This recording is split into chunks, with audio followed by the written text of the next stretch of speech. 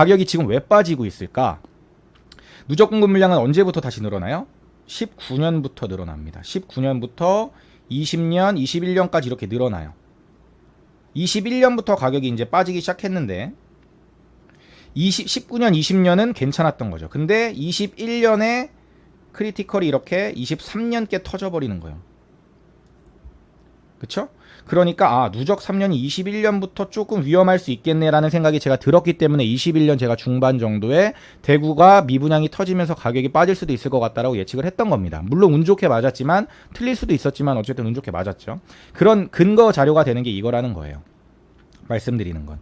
그래서 이 입주 물량을 버티지 못하고 미분양이 어떻게 되는 거예요? 이때부터 터진 거죠. 여기까지는 잘 버텼어요. 초반까지 버티다가 조금씩 늘어나네. 이때 막 늘어날 때 이때 이 정도에 이제 글을 썼던 거거든요. 이게 안 보일 때 뒤에가 여기가 이제 안 보일 때 한 요 정도에 이제 글을 썼던 건데 여기서 이제 막 수성구 중구에 있는 막 어떤 단지가 미분양 나고 그랬을 때 그때 당시에 사람들이 뭐라 그랬냐면 너는 대구를 알지도 못하면서 대구 지금 미분양 이거 터진 것 같다 그러냐. 원래 미분양은 그 입지 안 좋은 외곽부터 터지는 거고 수성구 터진 것도 거기가 입지가 안 좋기 때문에 터진 거야. 이런 식으로 반박을 했었는데 똑같은 논리로 제가 반박을 하는 논리는 뭐냐면 원래 미분양은 안 좋은 데부터 터지는 게 맞습니다. 미분양이 터지는 건 원래 안 좋은 데부터 터지는 거예요. 근데 수성구에서도 미분양이 나왔다는 것 자체가 일단 어떤 시그널이냐면 미분양은 추세가 중요하기 때문에 늘어나는 추세냐 아니면 감소하는 추세냐가 중요합니다. 그런데 미분양이 계속해서 늘어나고 있어요. 늘어나는 건 어디부터 늘어난다고요?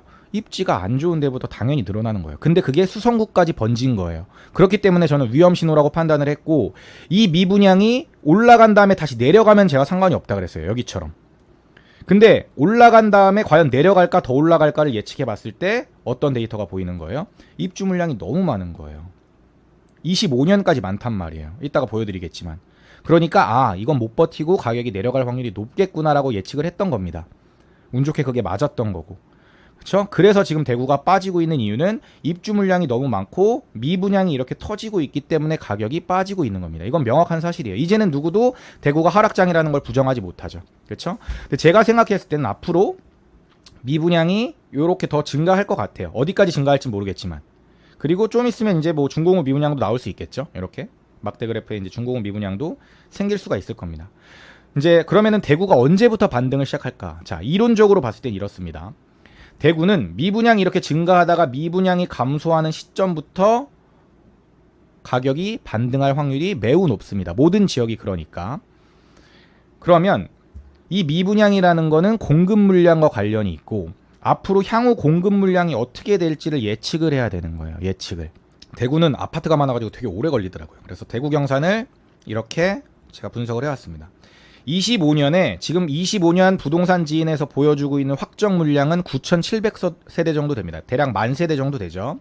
그리고 제가 봤을 때 최소 13,000세대 정도가 더 들어올 것 같습니다. 그럼 얘네 두 개 합치면 한 23,000세대가 최소 들어올 거라고 저는 예측을 하고 있습니다. 그런데 이거는 부동산 114 닥터아파트 직방 호갱노 4개 사이트에서 3개 사이트 이상 22년에 분양한다는 물량은 제가 주황색으로 잡았습니다. 거의 25년에 입주한다고 보는 거예요. 이거는 22년에 분양하면 25년 정도에는 입주할 거다라는 가정으로 하는 겁니다. 확실한 건 아닙니다. 그런데 25년 물량을 예측하는 방법 중에 이거보다 정확한 거는 제가 봤을 때 없는 것 같아요. 인허가 물량을 보는 것도 좀 부정확하고 22년에 분양하는 물량이 25년에 들어올지 26년에 들어올지 27년에 입주할지는 아무도 몰라요.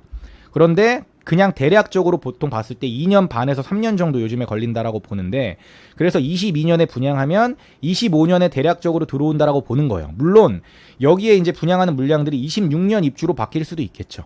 그런데 우리는 보수적으로 접근하는 게 좋기 때문에 26년에 들어오더라도 일단 25년 물량이라고 계산하고 들어가는 게 어떻게 보면은 조금 더 안전하게 접근하는 방법일 수 있거든요.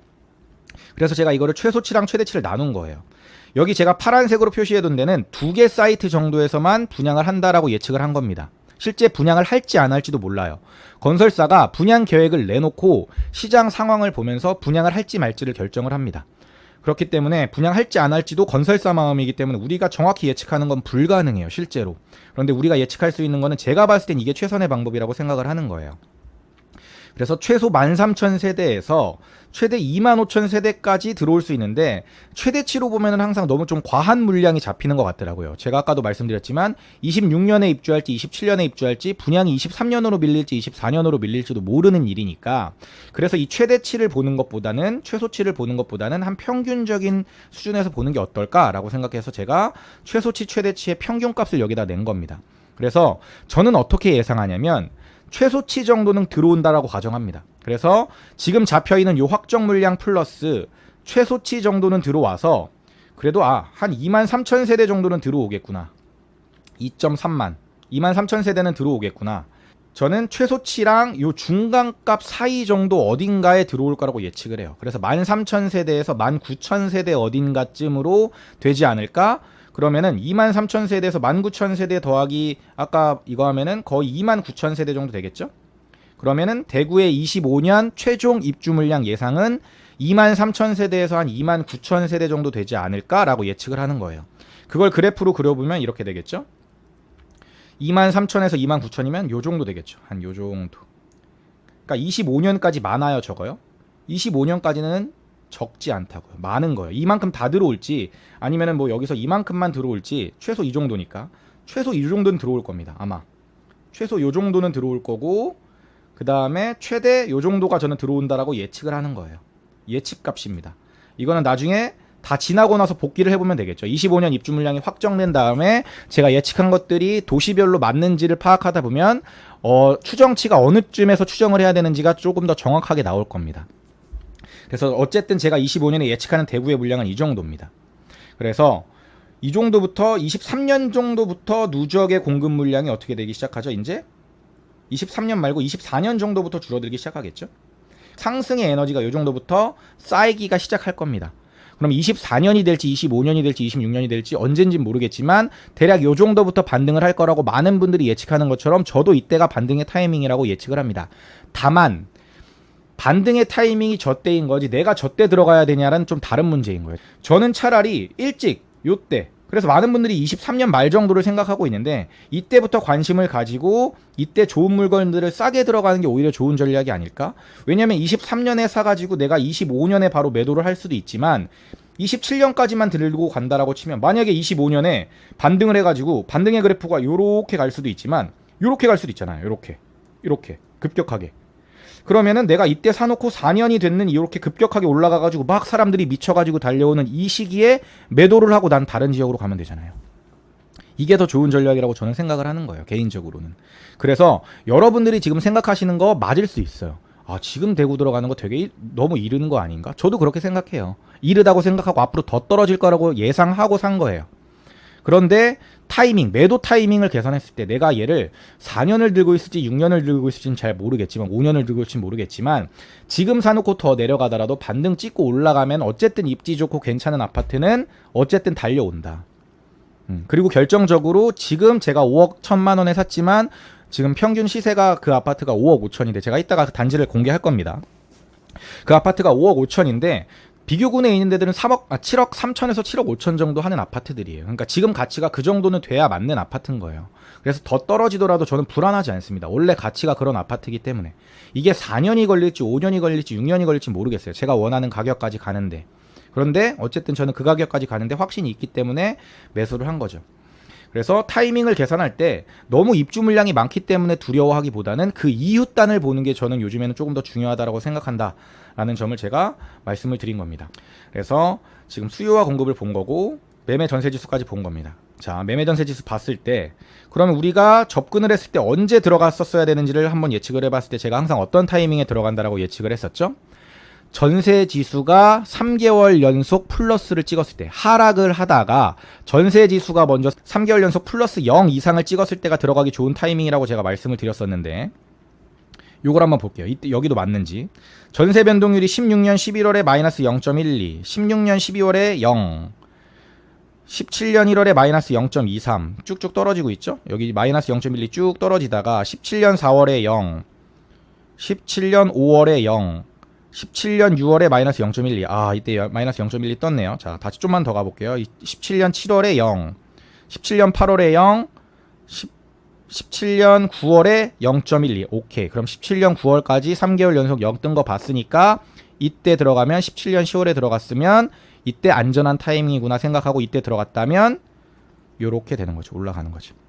그렇죠? 물론 이 전세 지수만 보고 움직이는 게 아니라 이때 공급 물량이 감소하고 있는지를 봐야 되는데 누적 공급 물량이 감소하고 있고 미분양도 감소하고 있고 그 다음에 지수가 3개월 연속 0 찍었네. 오케이. 안전한 타이밍. 세 개가 일치하니까 들어갈 수 있는 타이밍이라는 거예요. 대구도 역시 이게 맞아 떨어진다 라는 거죠. 그러면 그 이웃단을 예측할 때도 떨어지다가 전세지수가 어떻게 되겠어요? 보통은 전세지수가 먼저 하락을 멈추고 얘가 이렇게 내려가다가 3개월 연속 여기서 0을 찍는 타이밍이 안전한 타이밍일 수 있다. 근데 안전한 타이밍이 가장 좋은 타이밍은 아닐 수 있다. 왜? 지수는 항상 현장의 분위기보다 늦게 반영이 되고 이때 0이 떴을 때 이미 대장단지들은 몇 억씩 올라 있을 겁니다. 이미 이 타이밍에.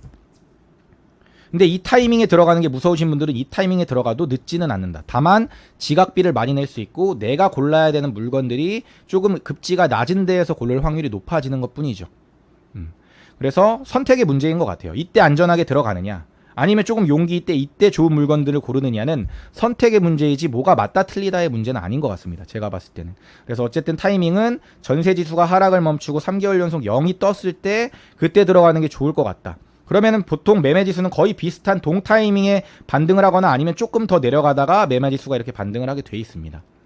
그래서 그 타이밍이 아마 좋은 타이밍일 것 같다. 물론 우리는 투자자기 때문에 갭 투자하시는 분들이 많으니까 갭이 좁혀지는 단계가 되면은 그때가 좋은 타이밍이겠지만 아마 대구 같은 경우는 하락의 폭이 굉장히 클 거기 때문에 전세가의 영향도 많아서 갭 자체가 너무 좁혀질 타이밍을 노리는 건 제가 봤을 땐 현명하지 않은 것 같아요.